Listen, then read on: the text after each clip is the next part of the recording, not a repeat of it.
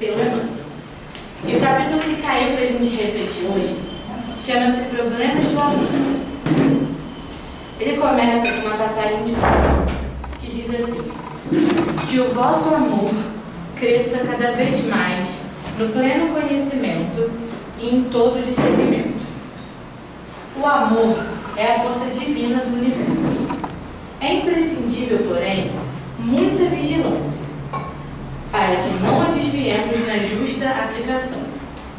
Quando o homem se devota de maneira absoluta aos seus cofres perecíveis, essa energia no coração dele denomina-se avareza. Ou seja, quando a gente se esforça exclusivamente para as coisas que são perecíveis, para as coisas que são materiais, esse amor que é nosso, que está dentro de todo mundo, ele se transforma de alguma maneira em avareza. Quando se atormenta de modo exclusivo pela defesa daquilo que possui, julgando-se o centro da vida, no lugar em que se encontra, essa mesma força, a força do amor, converte-se nele em egoísmo. Quando só vê motivos para louvar aquilo que ele mesmo representa, aquilo que ele mesmo sente, que ele mesmo faz, um manifesto desrespeito pelos valores alheios, o sentimento que predomina em sua órbita chama-se inveja. Paulo, escrevendo à amorosa comunidade filipense, formula uma indicação de elevado alcance. Ele assegura: o amor deve crescer cada vez mais no conhecimento e no discernimento, a fim de que o aprendiz possa aprovar as coisas que são excelentes. Instruamo-nos, pois, para conhecer, eduquemo-nos para discernir. Cultura intelectual e aprimoramento moral são imperativos da vida, possibilitando-nos a manifestação do amor, no império da sublimação que nos aproxima de Deus. Atendamos, então, ao conselho apostólico e cresçamos em valores espirituais para a eternidade. Porque muitas vezes o nosso amor é simplesmente querer. E tão somente o querer, com tão somente o querer, é impossível desfigurar os mais belos quadros da vida. Então eu acho... Boa tarde, gente. Sejam bem-vindos. Eu acho que essa mensagem, ela mostra pra gente que todos nós temos o amor dentro da gente. Mas quando a gente não busca praticar o conhecimento intelectual e o aproveitamento moral, né, o desenvolvimento moral, a gente acaba transformando essa força tão poderosa que é o amor, que é intrínseco em todos nós, em outras características que não são tão legais, como o egoísmo, como a avareza. Então, conectando com a palestra de hoje, que é uma palestra que trata de um tema muito sensível, que é a depressão, a gente pode pensar que muitas vezes a gente não conhece o que o outro passa. A gente não conhece o que é o transtorno, a gente não está dentro de cada um para saber o que cada um vive na sua cabeça. Então, eles vão trazer um pouco do conhecimento para a gente, entender o que se passa com aquela pessoa, e vão trazer também o aprofundamento moral, que é o entender, o acolher, o não julgar. Então, assim, não é uma palestra só para quem tem depressão se enxergar ali, se sentir reconhecido e se sentir reconfortado, mas é também para que as outras pessoas possam ouvir aquilo que o outro passa e entender que a gente tem que amar, e que o amor em movimento, ele exige essas duas coisas. Ele exige que a gente estude, que a gente entenda a cabeça do outro, né, o ser humano. A gente convive com seres humanos. E a gente está aqui nessa terra para evoluir, para crescer como os seres humanos. Ninguém evolui, ninguém cresce sozinho. Então a gente precisa trabalhar esse conhecimento e trabalhar essa moral para que a gente possa então expressar o amor que cada um de nós veio expressar aqui na Terra. E com esse preparo, então, eu chamo a Mari para a prece inicial. Eu chamo a Matheus então para a prece inicial. Eu estreio. Vamos fechar nossos olhos. Vai despertar amor e vontade, sabedoria. Que estejamos, Pai, abrindo a nossa mente, abrindo o nosso coração, para que todo o conhecimento que a Vanessa, que o Rodrigo prepararam com todo cuidado, com todo amor, possamos receber e refletir, para que possa ser um instrumento de reforma íntima, que seja uma ferramenta para que nos ajude no dia a dia. Obrigado, Pai, por mais essa oportunidade de aprendizado. Que Deus nos abençoe e nos proteja hoje e sempre. Que assim seja, graças a Deus. Obrigado por vocês. Fique à vontade.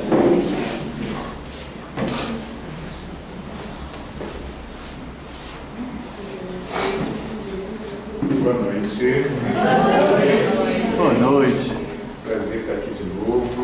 É a segunda já do ano, né? A gente abriu aqui. Já são de casa. Já somos de casa. Eu falei isso da outra vez e realmente a gente se sente assim. Ontem eu estava aqui, a gente estava conversando e já realmente, já me sinto integrado nessa casa, fazendo parte dessa grande família. A gente se sente muito bem recebido aqui, muito bem acolhido. A gente sempre quer estar aqui, quer voltar. A gente aproveita sempre que pode, sim, aceita o convite, sempre que vocês quiserem, continuarem fazendo. Boa noite. Depois dessa introdução que ela fez, que é difícil falar, mas assim, vai ser um estudo com um pouco assim, de teoria, de conceitos, que é importante que o livro traz, mas a gente vai trazer, né, essa abordagem também humana, essa abordagem dessa reforma íntima também, de uma forma que toque o coração, né, das pessoas, porque dentro do Espiritismo, né, a gente não tem que viver apenas de teoria. A gente aprende a teoria, a gente precisa colocá-la em prática, né? Então que seja um estudo muito proveitoso. E esse estudo, né, convite inicialmente da Bela para a gente fazer, depois de uma palestra que nós fizemos aqui em setembro do ano passado, em que nós citamos esse livro, ela pediu para que a gente fizesse um estudo específico desse livro aqui, né, Perto das Trevas, a depressão em 6 perspectivas psicanalíticas, organizado pelo Alexandre Patrício de Almeida e pelo orientador dele, Alfredo Nafaneto, né, em que a iniciativa do Alexandre de escrever esse livro, eu já chamo muito assim, porque eu já fui aluno dele, já fiz curso com ele, então foi quando ele passou por um período de depressão, quando ele perdeu a avó, a quem ele era muito apegado, e ele colocou essa dor toda que ele sentia nesse processo criativo e trouxe esse livro. E os convidados que ele trouxe também para trazer essas perspectivas também são autores que passaram por um período depressivo em algum momento da vida, né? E, inclusive, os teóricos que ele trouxe aqui também passaram por períodos depressivos. Então, são pessoas que compreendem porque viveram na pele essa doença, né? E a gente recebeu essa difícil missão, só que a gente estava conversando sobre como trazer, como fazer, e estava com certa dificuldade, mas eu pensei, a gente está tentando, né, fazendo uma comparação espírita, pegar todo o conteúdo do Evangelho segundo o Espiritismo, do Evangelho, do Livro dos Espíritos, e trazer uma única palestra, né? Que seria algo, acho que, muito difícil, né? E eu fiz um curso, quando eu fiz o curso com o Alexandre, foi um curso de 6 meses, né, para a gente se debruçar sobre o estudo de cada um dos teóricos. Então, assim, é como pegar 6 meses de um curso, ou pegar um livro inteiro e trazer para 50 minutos. Então, a gente resolveu, né, pegar teóricos que se afinizam mais com a ideia do Espiritismo, né, e trazer para vocês. Esses teóricos são, além do Freud, que é o pai da psicanálise, eu acho que devemos sim falar sobre ele, até porque tem muitos mitos sobre a psicanálise, né, mas também o Ferris e o Winnicott, que trazem uma ética do cuidado, né, sobre esse olhar mais humano para as pessoas, tá? Então a gente vai falar sobre esses autores.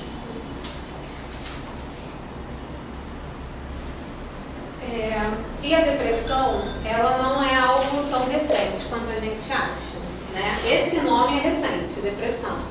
Mas antes de Cristo já tem relatos na mitologia grega de personagens, por exemplo, que viviam momentos depressivos, né? Tem passagem aqui no livro, e a gente vai trazer em alguns momentos citações diretas daqui do livro, para abordar de uma forma mais clara, né? Abatimento, enfermidade difícil. O enfermo parece ter nas vísceras um espinho que o pica. A ansiedade o atormenta, foge da luz e dos homens, prefere as trevas, é presa do temor, o diafragma avança até o exterior, lhe dói quando tocamos, tem medo, tem visões espantosas, sonhos horrorosos e às vezes vê mortos. Em geral, a enfermidade ataca na primavera. Isso é uma citação de Hipócrates, 350 anos antes de Cristo. E são exatamente as características de uma pessoa que vive a depressão, né? São esses sintomas. E normalmente aparecem na primavera, porque a primavera é aquela estação bonita, a estação das flores, que tem aquelas paisagens lindas. Então, uma pessoa que vive a depressão, se deparar com paisagens como essa, o sofrimento aumenta, porque ele não suporta ver aquela beleza, aquela alegria diante de si, né? Mas e aí, o que é, né, a depressão? E aí a OMS, né, a Organização Mundial da Saúde, traz números pra gente. São mais de 300 milhões de pessoas que são acometidas pela depressão no mundo todo. O Brasil é o país da América Latina com o maior número de casos de pessoas que sofrem depressão. E mais de 15% da população, né, do Brasil já foi acometida em algum momento por situações depressivas, né? Então são números alarmantes, né? E aí é por isso que a gente não pode falar que a depressão é uma frescura, né? É frescura, é preguiça, é falta de vontade de trabalhar, é falta de Deus, é falta de uma louça, de uma roupa para lavar em casa. A gente não pode usar, né, esses termos como a gente ainda escuta por aí. A gente tem que ter uma sensibilidade, né? E aí nós vamos ler uns trechinhos do livro que explicam bem o que sentem os sujeitos depressivos, para a gente entender um pouquinho o que é esse sentimento, tá? Essa tristeza inconsolável em geral camufla um verdadeiro desespero. No lugar onde faltam as palavras, transborda a angústia. O sujeito depressivo é assolado por uma série de pensamentos paralisantes que causam ressonâncias em sua vida, incapacitando-o nos mais diversos âmbitos pessoais e profissionais. É importante, de início, frisar o modo como o depressivo se situa no tempo. Trata-se de uma posição extremamente complexa e penosa. O passado se torna presente e as memórias de dias mais alegres recaem sobre ele, como estilhaços de vidro cortante, que dilaceram o seu existir. As obrigações aos poucos se acumulam e, na realidade, o peso desse acúmulo o consome. Soma-se a isso a intensidade sufocante do sentimento de culpa, encorpado pela sensação constante de fracasso. E aí, com essas duas citações, né, a gente vê que não é frescura e que existe essa angústia, né, de ordem indizível. A pessoa não consegue falar que angústia é essa. É inominável, né? E é potencializada também por algumas falas, principalmente de pessoas próximas, que cismam em falar, né? Nossa, você tem uma casa linda, você tem uma família perfeita que te ama, você tem o emprego dos sonhos, você tem tudo que todo mundo gostaria de ter e você não está valorizando. Porque tem gente que, infelizmente, escuta esse tipo de comentário, né? E vem aí a culpa e o fracasso, desses dois sentimentos, né? Culpa, porque por que eu estou sentindo tudo isso se eu tenho realmente todo esse apoio, toda essa matéria, né, que todo mundo deseja? E o fracasso porque não consegue sair daquela situação, não consegue melhorar sozinho, né? E aí vem a questão também que nós, vou falar de um modo geral, porque eu acredito que seja assim, nos importamos muito mais com as doenças físicas do que com as doenças psíquicas. A gente acaba valorizando muito mais um machucado, quebrei a perna, do que uma pessoa que está com uma questão emocional, uma questão psíquica, né? Infelizmente, isso acontece. E aí, acho que agora... A gente valoriza muito mais, né, sempre essas questões físicas, né? A gente sempre invalida aquilo que a gente não consegue ver. Então, se uma pessoa está passando qualquer transtorno psíquico, mas você está passando por isso? Logo você, se a pessoa é de saúde, da área da saúde, então da saúde mental, mas, poxa, você é psicoterapeuta, você é psicanalista, é psicólogo, você está sofrendo assim, né? E se a pessoa tivesse quebrado uma perna, o tratamento seria outro, o cuidado seria outro, né? E o Alexandre traz um trecho aqui que eu achei importantíssimo trazer também. Ele diz o seguinte, né? O paciente depressivo desafia o analista, exigindo recursos, na maior parte das vezes, não aprendidos ao longo de uma formação de psicanálise, seja ela institucional ou seja ela autogerida, né? Formação autogerida são aqueles profissionais que não passam por alguma escola de psicanálise e estudam sozinhos. E, independente do caso, a gente não tem, né, disciplinas ou grupos de estudo específicos sobre depressão. Se a gente não buscar, né, pessoas que falem sobre isso, encontros, né, grupos de estudos externos, às vezes escolas de psicanálise, eu, por exemplo, na minha formação, não tive nenhum conteúdo específico falando sobre depressão. Precisei buscar esse curso do Alexandre e outros cursos para conseguir entender melhor sobre o que se passa no psiquismo de alguém que está deprimido. E ele continua. Pensamos, sobretudo, que a escuta adequada a essa demanda deve ser construída por meio da análise pessoal do analista, né? Isso foi determinado pelo Félix para que os analistas fizessem análise pessoal, porque a gente só é capaz de entender o paciente até onde a gente foi na nossa análise. Então, se eu não caminhei bem na minha análise, eu não consigo acessar meu paciente, eu tenho um limite no tratamento com ele. E ao se defrontar com suas próprias ambições e ao desejo de adequar o paciente a uma lógica neoliberal produtiva, uma armadilha capaz de aprisionar todo o processo psicanalítico, diga-se de passagem.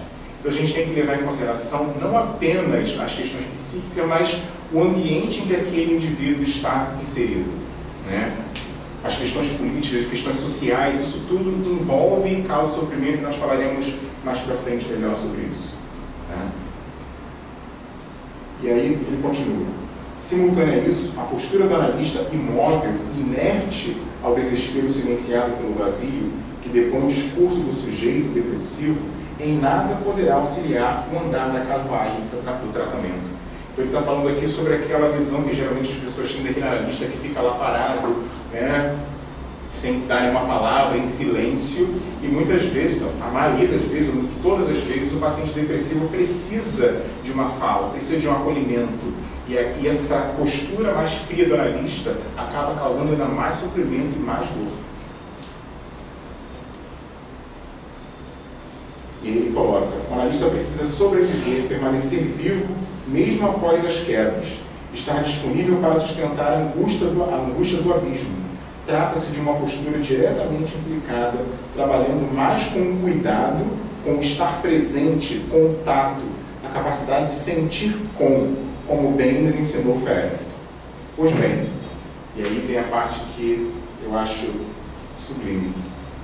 Buscamos uma tentativa de encontrar palavras que reescrevam a história de uma dor indizível, traçando o roteiro de uma nova vida junto ao paciente, para que aquilo que não foi dito possa, talvez, receber algum contorno que faltou ao eu para sobreviver perante as amarguras da vida.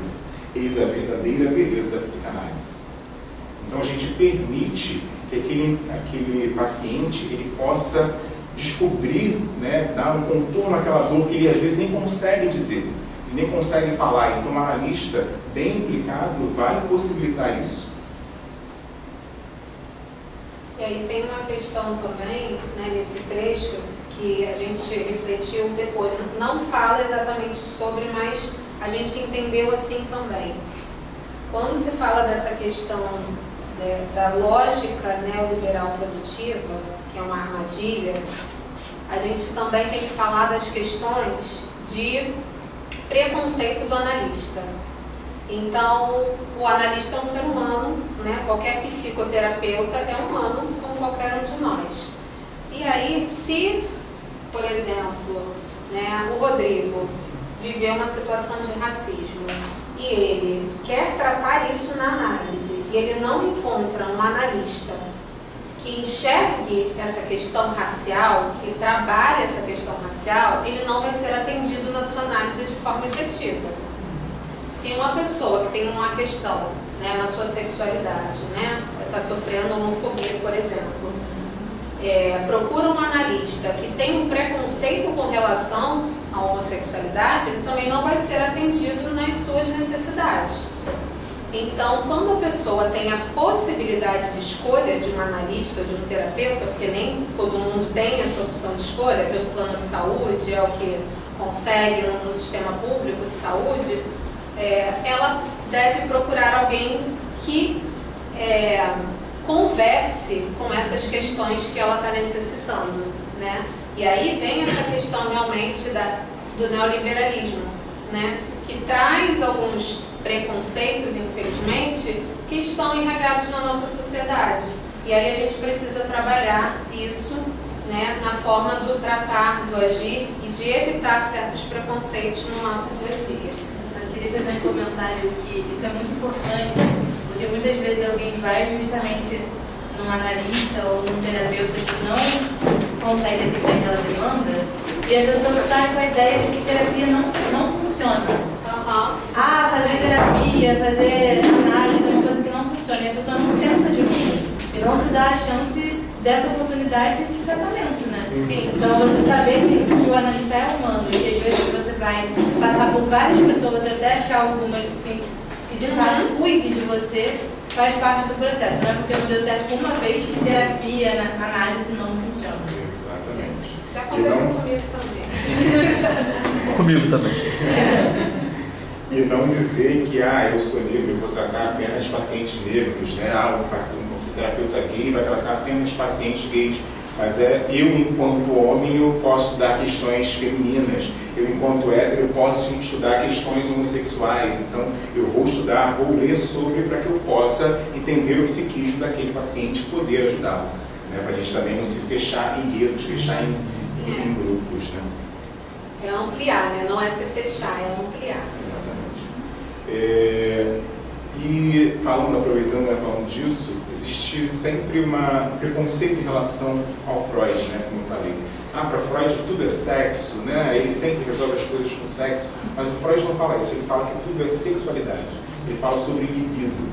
E a sexualidade é um conceito muito mais amplo. Né? Por exemplo, eu adoro a comida da minha mãe, isso prazer em comer a comida da minha mãe. Isso o Freud vai falar que é sexualidade, é libido, é desejo. Né? Eu tenho prazer em conversar com a minha esposa, então não é nem uma questão sexual, eu gosto de conversar com ela, eu gosto de conversar com as pessoas, eu gosto de ver um filme, então isso é sexualidade. E para Freud a gente tem, tudo isso está envolvido, né? Não se resume apenas ao ato sexual em si, né? É muito maior do que isso. E o Freud escreveu, né, uma obra chamada Luto e Melancolia. Quando ele passava por um processo depressivo, isso durante a Primeira Guerra Mundial, né, e ele concluiu essa obra, quando ele concluiu essa obra, ele perdeu a sua filha, né, a filha que era a filha preferida dele.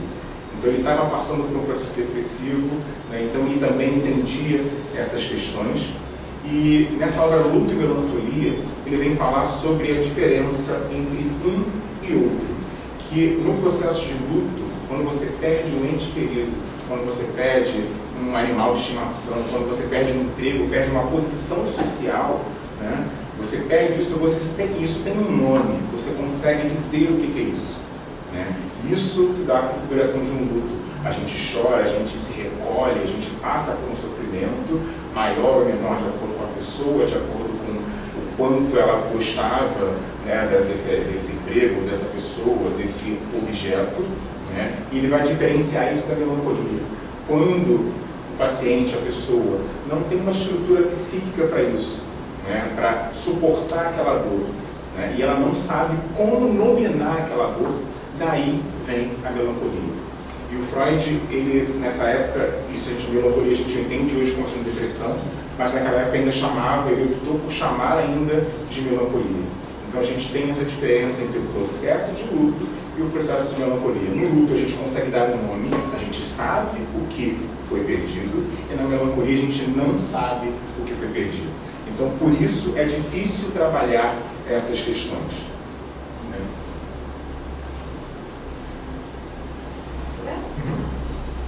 E aí tem uma citação aqui no livro que na depressão, muito provável que algum problema teria acontecido no momento da formação do eu, que é na infância, nos primórdios do narcisismo primário, não permitindo que o sujeito construísse uma estrutura psíquica capaz de manter uma quantidade de libido em si antes de direcioná-la ao outro.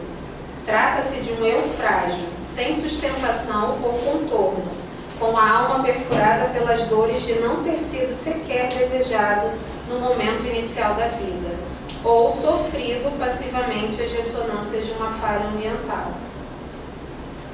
Então, nesse sentido, né, as pessoas que não tiveram um bom estruturamento psíquico no momento da infância, elas têm mais possibilidades de passarem por um processo depressivo, né? O Lacan vai dizer que no texto O Estádio do Espelho, que as pessoas se constituem enquanto pessoas a partir do outro. Ele diz assim, o eu é o outro, né? E o que isso quer dizer, né? Trazendo para a nossa perspectiva aqui, a gente entende também que a gente só aprende a amar à medida que a gente é amado. Então, se a pessoa não teve esse investimento narcísico, o que Freud chama de a majestade do bebê, se o bebê não sentiu como sendo uma majestade, né, ele não vai ter esse investimento, ele não se estrutura bem psiquicamente, né? E toda criança tem que acreditar, pelo menos no período de sua vida, que ele é sim essa majestade, né? Isso vai ser muito importante para o seu desenvolvimento. E o Winnicott, que é outro psicanalista que a gente está trazendo aqui também, né, com base no livro, ele vai dizer que todo bebê, que toda criança precisa de uma mãe ou de um cuidador suficientemente bom, né, para que ajude nessa estrutura psíquica. E à medida que o bebê vai se desenvolvendo, que ele vai crescendo, essa mãe ou esse cuidador tem que ir diminuindo.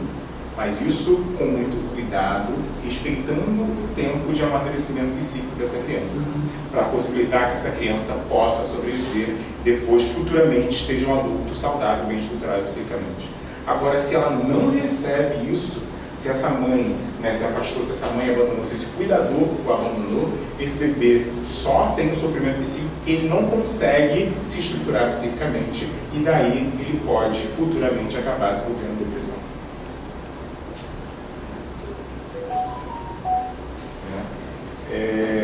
E ele, como eu falei no início, né, como ele não aprende, ele não foi amado, ele não aprendeu a amar, ele acaba desenvolvendo formas de amor adoecido. Então ele acaba, às vezes, se apegando demais a algum objeto, a alguma pessoa, e a gente fala que ele acaba se fusionando a esse objeto. Então, quando esse objeto some, vai embora, é como se ele tivesse perdido um pedaço dele também, nesse processo. E a partir daí, acaba acontecendo o processo depressivo. E aí tem um relato do próprio William Stilwell no livro, que ele fala disso, né? Eu não sei se eu falei, né, mas todo o livro é escrito com base na análise do livro Perto das Trevas, do William Stilwell, né, que é um grande escritor, e eles fazem análises psicanalíticas a partir de algumas falas desse autor nesse livro. E aí uma das falas é a seguinte: eu tinha chegado à fase da doença na qual desaparece toda e qualquer esperança, bem como toda a ideia de futuro. As manhãs agora eram mais também, horas de letargia depois do sono sintético, mas as tardes continuavam a ser a pior parte do dia. A partir mais ou menos das 3 horas, quando eu sentia o horror, como uma névoa venenosa, cobrir a minha mente, obrigando-me a ir para a cama. Ficava deitado durante umas 6 horas, entorpecido, praticamente paralisado, olhando para o teto e esperando por aquele momento, no começo da noite, quando misteriosamente a crucificação se abrandava o suficiente para que eu pudesse comer alguma coisa e depois, como um automato, tentar 1 ou 2 horas de sono outra vez. E aí, como eu estava falando desse fusionamento a um objeto, a alguma pessoa, né, o Stilwell fala quando ele ia para a cama, e a gente sabe que muitas vezes as pessoas depressivas, elas tendem a ficar nos seus quartos, né, não trocam roupa de cama, não arrumam a cama e porque inconsciente ou conscientemente elas estão fusionadas a esse objeto, a essa cama. Tanto que quando alguém vai lá, né, vamos, abre essa cortina, abre essa janela, vamos sair daqui, arruma esse quarto, isso causa muito mais sofrimento para essa pessoa. A gente bota essa roupa de cama para lavar, isso causa ainda mais dor a essa pessoa que está sofrendo porque ela se sente fusionada a esse objeto.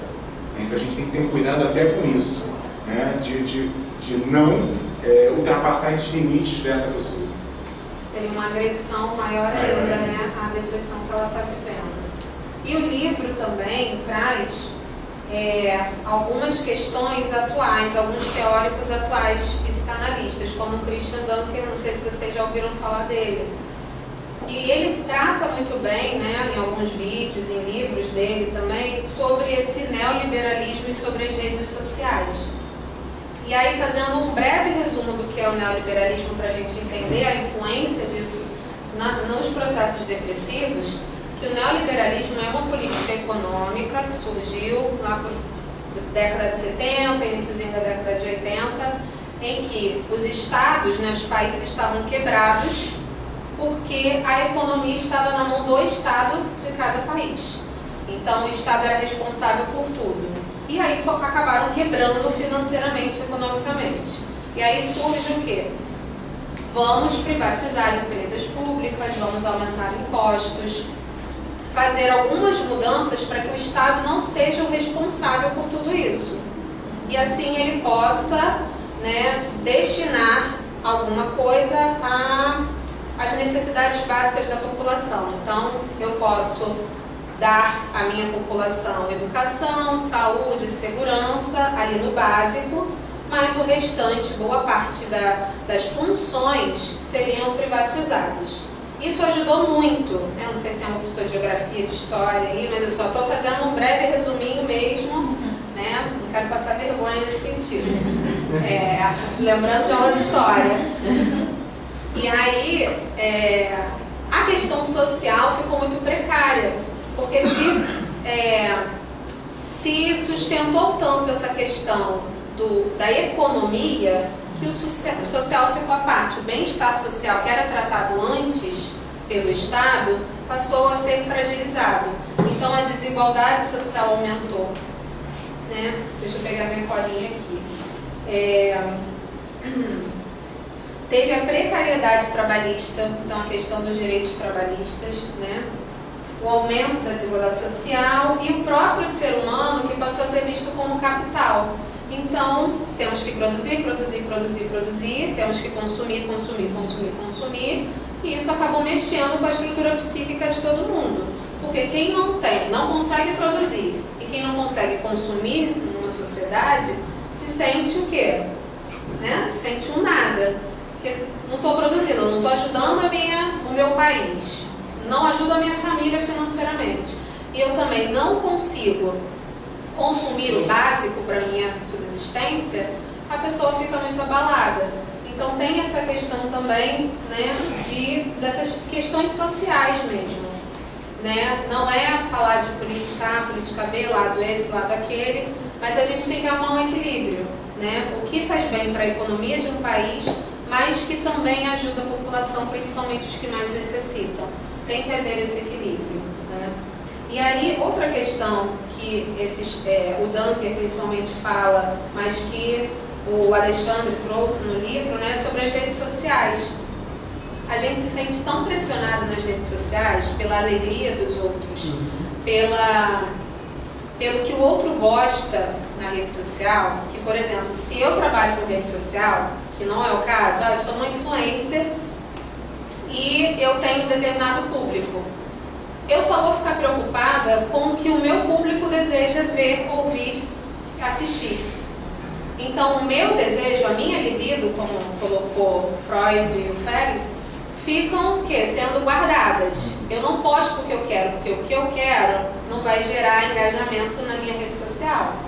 O que eu quero, talvez, me faça ser cancelada na rede social. Então, gera essa questão de você reprimir o seu desejo, a sua libido.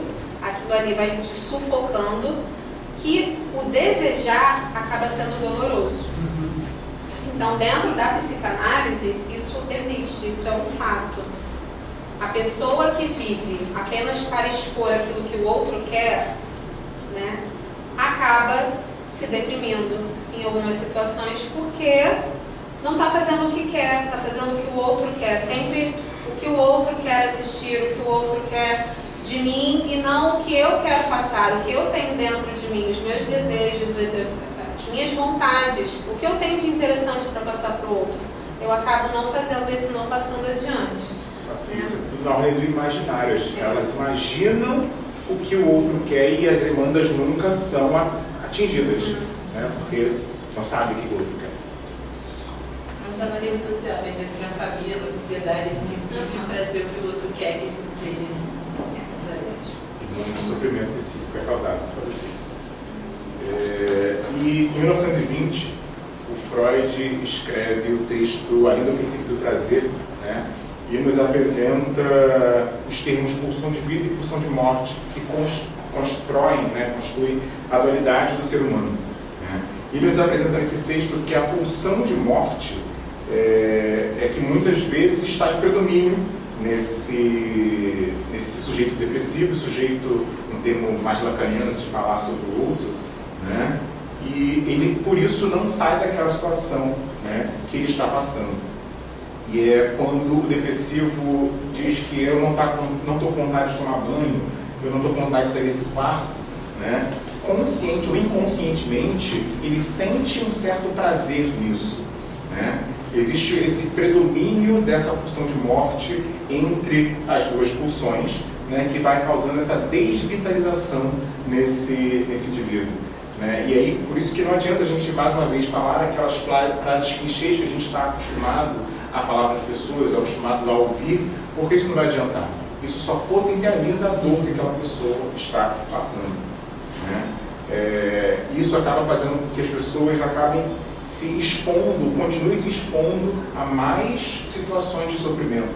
Por exemplo, eu estou num emprego que me faz mal, mas eu poderia procurar outra empresa, poderia procurar, no meu caso, né, enquanto professor, poderia procurar uma outra escola para trabalhar que me deixasse mais feliz, mas eu não quero, eu estou tão envolvido naquela pulsão de morte que eu não quero nem passar pelo processo seletivo.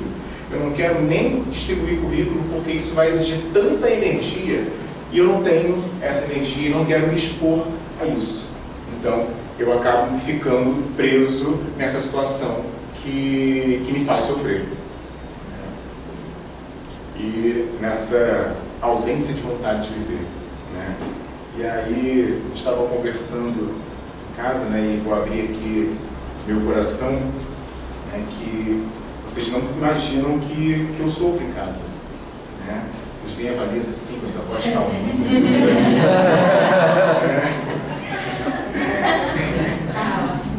E toda vez que, né, eu faço análise 3 vezes na semana, né, por causa dela, para tratar as e ela demanda. Minha mãe está ali, vai defender.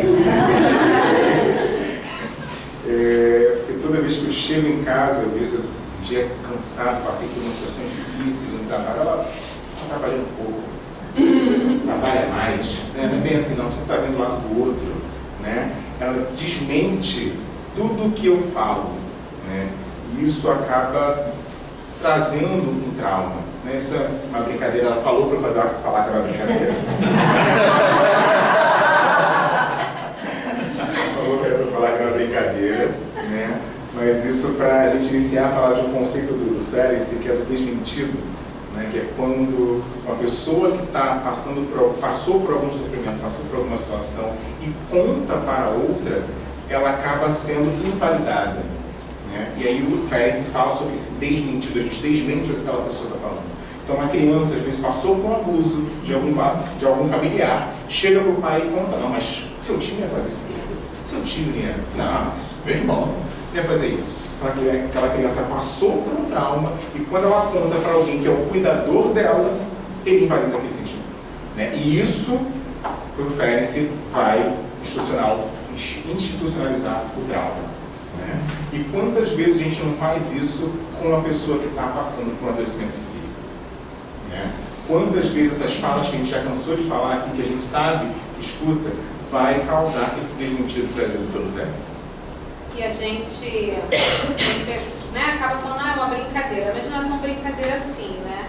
Não sei se é um defeito de todas as mulheres, mas eu pelo menos assim, aí ele tá lá cozinhando, ai, me queimei, só encostou ali, sabe? E aí eu falo, se queimou nada, mas assim, quem sentiu foi ele.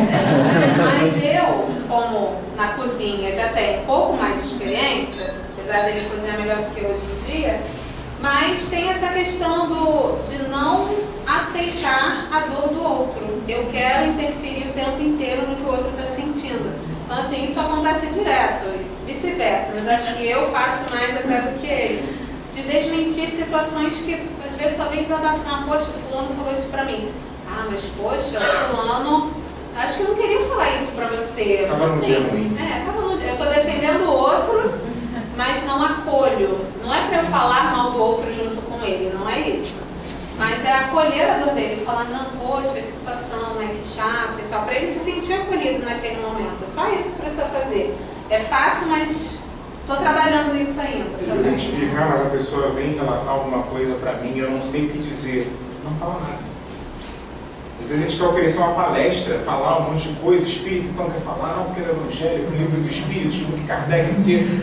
Gente, abraça aquela pessoa. Ela está precisando apenas de um abraço, não está precisando de uma fala. Né? Escuta essa pessoa.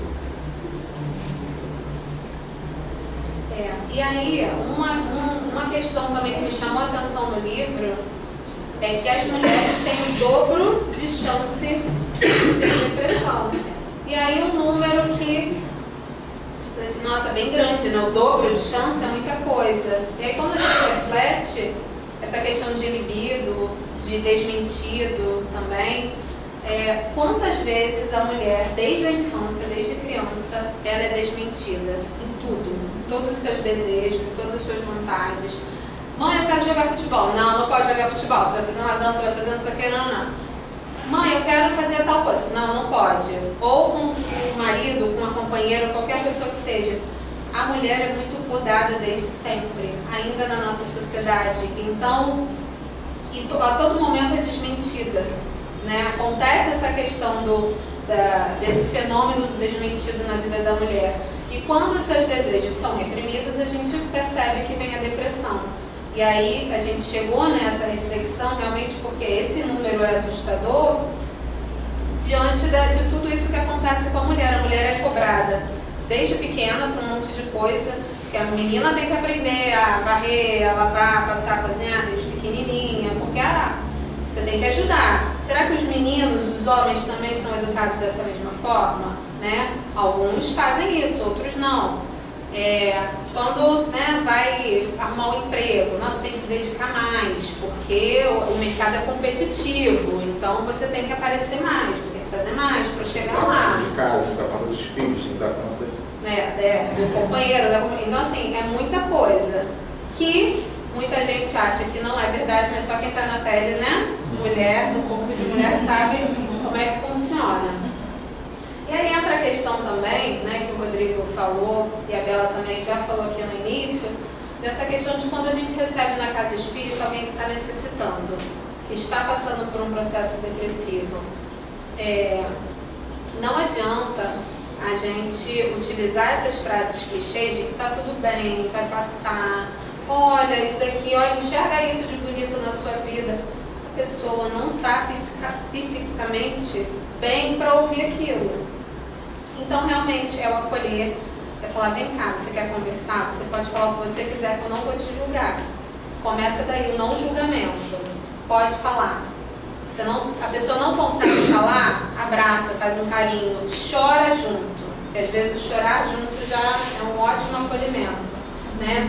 E aí tem a mensagem da Joana de Ângeles, que eu até resumi, porque a gente trouxe em setembro, mas eu acho tão importante para quem trabalha com atendimento fraterno sempre relembrar disso. Né? O atendimento fraterno é porta de serviço edificante, aberto a todas as criaturas que perderam o rumo ou se perderam em si mesmas. Ouve sem cansaço todos os problemas, com capacidade de entendimento e tolerância. Graças a ele, irmanam-se os indivíduos. compartem suas dores e repartem suas alegrias. Isso aqui é um resuminho, o texto é um pouco maior, mas fica como um lembrete, né? Vocês aqui da casa já ouviram, mas serve como um lembrete. E aí nesse texto, a Joana de Ângeles, ela serve como um embasamento para a teoria do Ferenczi, né? Que é a questão do tato. Ele fala do tato, de como tratar o paciente. E aí no atendimento fraterno a gente também tem que utilizar disso, do tato com as pessoas, né? O cuidado na hora de falar, a escuta ativa. Eu vou escutar mais do que eu vou falar em determinadas situações. Porque tem gente que vem aqui para ouvir. Eu quero conselhos, eu quero sair daqui com a bagagem. O que eu preciso estudar, o que eu preciso fazer, como eu posso ajudar. Mas tem gente que vem aqui só buscar ajuda, ouvir, né? Você tem que ouvir. O acolhimento e o reconhecimento também, que é o reconhecimento da pessoa que chega a casa e do paciente quando chega no consultório, né? E o Ferenczi, né, uma curiosidade, ele era espírita. Então, assim, tem essa questão do tato dele, está muito embasada também na experiência que ele tinha com a religiosidade dele. Então, isso é bem interessante, né? A gente acha que o psicanalista não tem religião, ainda mais esses mais antigos, né? Não tem religião e tal. Alguns textos dele dá a entender que... E aí a criança, o adolescente, quando ele não é atendido nas suas necessidades básicas, né? Nesse período de desenvolvimento, ele precisa amadurecer mais rápido. E aí a gente até vê algumas pessoas, né, alguns adolescentes falam, nossa, como é maduro, né, tem a postura de adulto, olha essa criança, né, já está cuidando do irmão, já está cuidando dos primos e tal. Porque essa criança precisou amadurecer mais cedo, porque não teve todas as suas necessidades básicas supridas, as necessidades básicas psíquicas também, né, não é só materiais. E aí o Winnicott, ele vem falar da construção do falso self, que é um momento de construção de uma defesa do outro, né? Uma defesa para o outro, né? Então, eu acho que o Rodrigo vai explicar melhor essa parte. Pode explicar. Tem que saber onde eu fiz, né? Esse conceito de falso self do Winnicott, ele fala que é uma defesa quando a criança passa por alguma situação que ela não está bem estruturada psiquicamente. Então, para ela conseguir se proteger, ela cria um falso self. A grande questão é que algumas crianças, né, não encontram um ambiente acolhedor e elas acabam acreditando que são esse falso self. O que seria uma defesa, ela acaba acreditando que é ela mesma. E aí isso dá um adoecimento psíquico. Então ela deveria utilizar aquilo em um momento específico, em alguns momentos específicos, mas ela acredita que aquela é ela, uma personagem. Né? Então ela vive aquele personagem, ela acredita que é, e o adoecimento psíquico se dá a partir daí. E aí, quando a gente volta para o Steele, que a gente tem falado aqui de criança, de adolescente, mas falando do personagem mesmo, né, citado no livro, ele traz, né, o momento em que ele percebeu que ele estava no ápice da sua depressão. Foi quando ele viajou para receber um prêmio. Né? Ele ia para os Estados Unidos, viajou para Paris. E aí ele despertou naquela situação porque ele estava num processo depressivo, ele tinha que ver muita gente, receber um prêmio na frente de todo mundo. Isso para alguns poderia, poxa, mas aí ia inflar o ego dele, ele ia se sentir, né, melhor e tal. Mas para uma pessoa que está em depressão, se deparar com uma multidão vivendo um momento de alegria, que ele deveria estar sentindo alegria, para ele foi mais penoso ainda, né, um soco no estômago. E aí ele para de beber com 60 anos mais ou menos. E aí quando ele para de beber, a depressão dele piora. E aí alguns vão falar assim, nossa, então o álcool causou, a falta do álcool causou a depressão? Não. Foi um mecanismo de cura para o enfrentamento das causas dele. Então, tem um trecho aqui que eu vou ler rapidinho para vocês, mas que mostra que foi necessário ele ficar sóbrio para ele relembrar os traumas da vida dele, para ele regredir essas experiências, para poder elaborá-las melhor. Então, nessa hora, os sintomas ficam mais graves, ficam mais fortes, mas são necessários, né, para que ele consiga alcançar a cura dele, né?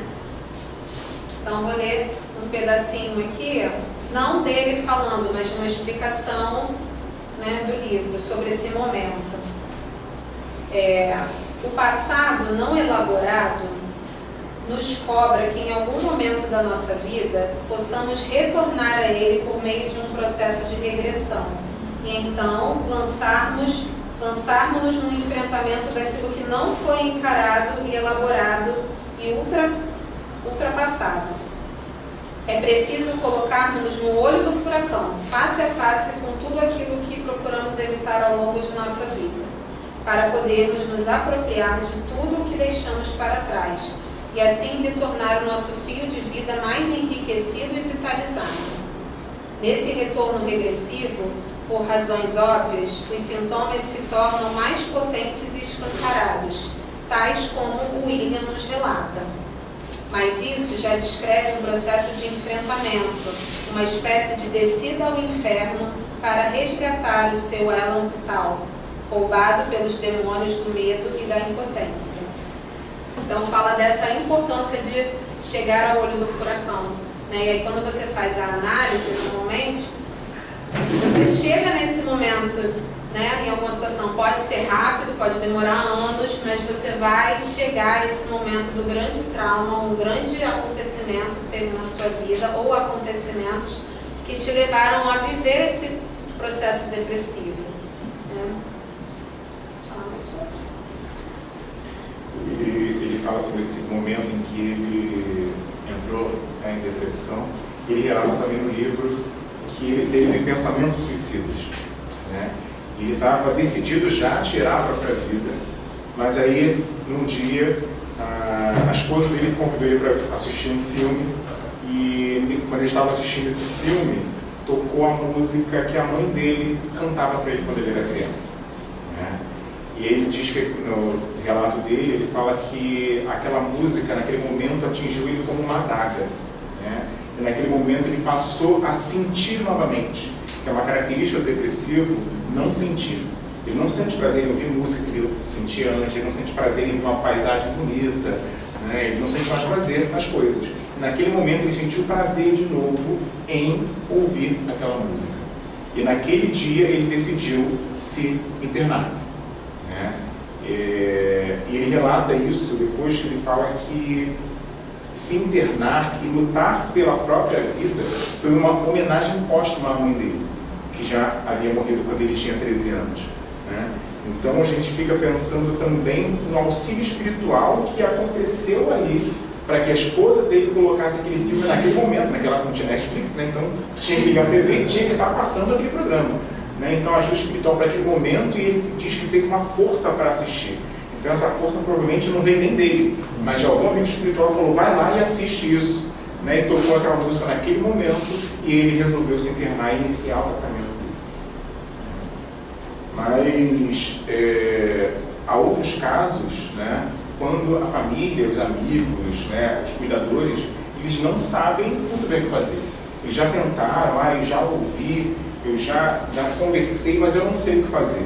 Então, quando que eu posso saber exatamente qual momento que eu devo procurar um profissional, né? Por exemplo, quando se fala de uma criança, se essa criança não brinca mais, é o momento da gente procurar ajuda. Se a gente oferece um brinquedo para essa criança, ela não tem o desejo de brincar, é o momento de procurar ajuda. E essa ajuda, né, antes de procurar um profissional, a gente não deve carregar no colo essa pessoa que está deprimida, a gente não deve interferir. Eu até lembrei de a gente estar conversando com uma pessoa do Minuto de Sabedoria, né, eu lembrei de uma mensagem do pai do Pastorino, um livro que a gente lê toda noite antes de dormir, Minuto de Sabedoria, do Carlos Torres Pastorino. E na mensagem 147, ele fala sobre isso, da gente ajudar sem interferir, né? Ele diz assim, a cooperação é uma das coisas mais sublimes da vida, mas a interferência é uma das mais desagradáveis. Ajude sem interferir. Não importa seu ponto de vista quando ajuda alguém. A cooperação ajuda, a interferência atrapalha. No sentido de que quando eu vou lá, eu vou interferir na vida da pessoa, eu vou lá, mexo na cama dela, tiro as coisas, isso atrapalha, né? Quero ajudar, mas estou interferindo na vida dela. Então, coopere com todos, mas sem interferir em sua maneira especial de agir e de pensar, Então, respeitar o que aquela pessoa está passando, o que aquela pessoa está pensando naquele momento. E ele termina dizendo que nós não temos o direito de interferir na vida de ninguém, né? Então, voltando à criança, quando essa criança ela perde esse desejo por brincar, não interage mais com os brinquedos dela, coisas que ela gostava de fazer antes, ela está caladinha, está quieta, é o momento da gente acender o alerta e procurar ajuda. Quando o adolescente está muito quieto, está lá, ele passa por um momento de ficar dentro do quarto, mas quando isso é demais, né, ele não interage com ninguém, nem com amigos fora de casa, é o momento da gente procurar ajuda profissional, né? E às vezes essa criança está manifestando um sintoma da família, né? Muitos pais chegam achando que meu filho está atrapalhando a nossa relação, mas às vezes, e na maioria dos casos, é o contrário. A gente percebe isso enquanto professores, quando a gente percebe alguma questão num aluno, chama os pais para uma reunião pedagógica e a gente, nossa, já entendi que o problema não é com a criança, está dentro de casa, né? E aí a gente percebe isso. Então ele está tentando, né, às vezes os pais estão utilizando aquela criança, aquele filho, para salvar o casamento deles que já está acabado. Às vezes o pai não está sabendo administrar uma relação, né, conflituosa entre os irmãos. Então os pais não estão entendendo pelo que aquela criança está passando e acham que a culpa é da criança, quando a culpa é dos pais, que não estão sabendo lidar com isso, por não serem psiquicamente estruturados, né? E quando a gente fala de um adulto, né, se um adulto ele começa a ficar mais, né, mais introspectivo, mas ele não vê ele não faz uma projeção para o futuro, você pergunta para ele o que ele quer daqui para frente, ele não consegue dizer isso, né, é um alerta. Quando uma pessoa começa a relatar que está com dificuldade de dormir, ela não sonha mais, isso é um relato que a gente escuta muito de pacientes depressivos, que eles têm dificuldade de sono e não sonham, né, porque o sono é um prazer. E o sonho é um prazer dentro desse prazer. Então, muitas vezes, eles não conseguem nem sonhar. E o Stiron fala isso. Quando, depois que ele se interna, quando já está passando por um tratamento, ele volta a sonhar, né? Sonhar no sentido de ter um sono de qualidade e sonhar também de ver uma projeção para o futuro.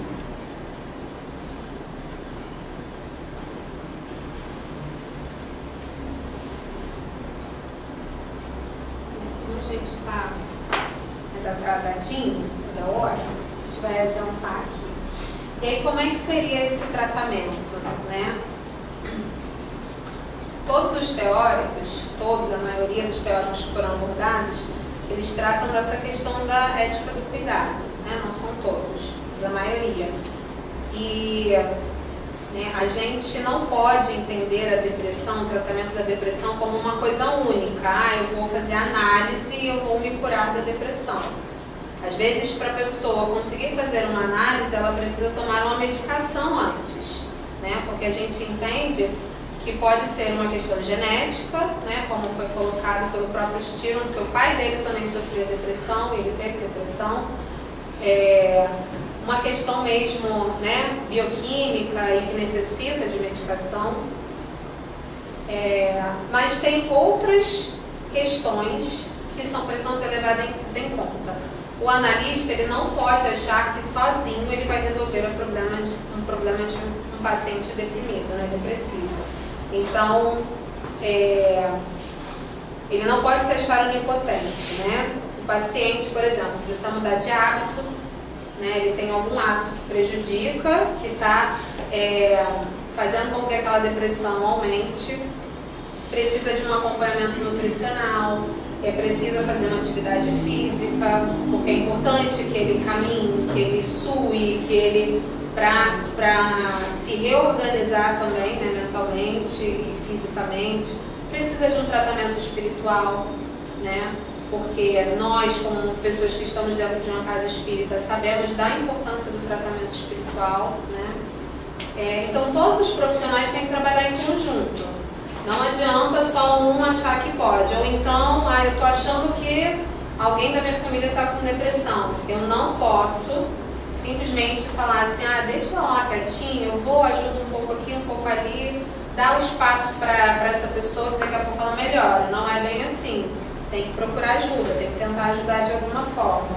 né? E o tratamento do Styron, né, quando ele se internou depois dessa situação de ouvir a música que a mãe cantava para ele fala que mesmo num prédio de muitos andares, ele via 10 andares abaixo dele, com grades, com paredes de cor, né, estranhas que ele coloca, ele conseguiu se sentir num ambiente seguro e acolhedor, porque as pessoas que estavam tratando dele ali não estavam julgando ele, estavam cuidando.